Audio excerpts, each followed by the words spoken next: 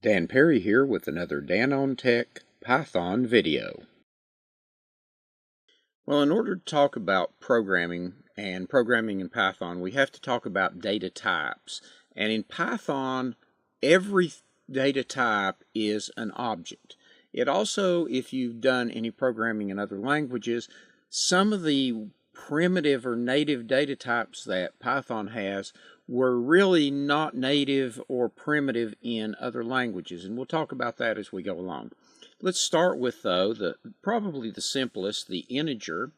So integers are whole numbers, and so if I type 3, that's an integer. If I type x equal, say, 3, what that did was that assigned the number 3 or the value 3 to a variable, and we're going to talk about variables x.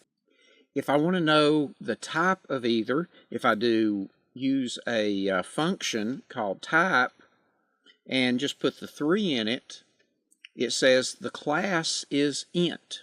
Because it says class, that tells us this is an object, so even integers are objects.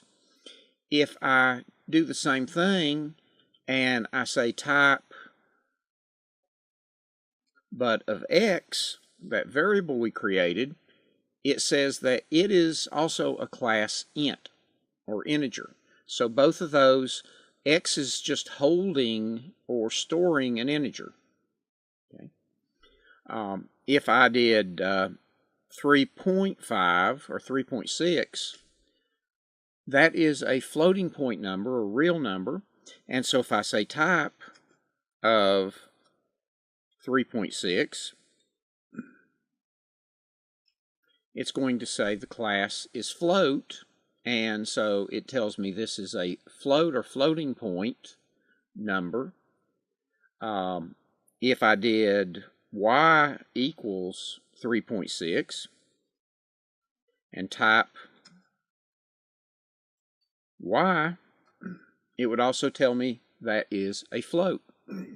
So I've got those different data types. In addition, I've got a string data type. So if I said, hello everyone, and you will find that I can't type, and I have to put that in apostrophe. That set that one. Let's go up rather than retype it, and let's highlight it and copy it.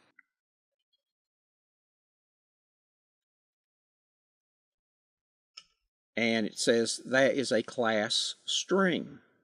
So it is the class or type string. Let me move my window, resize it a little, so this is a little higher up in the window. And so it's also the string class. And in some languages, you have characters, individual character class or data type, and you put an array or a group of characters together for string, but Python, a string class is a native data type for it.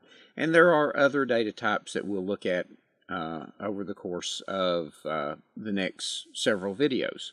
So those are some basic data types that we'll use in Python.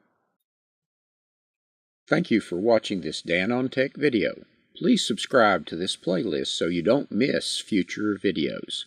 Please check out and subscribe to our other Dan on Tech channel playlists.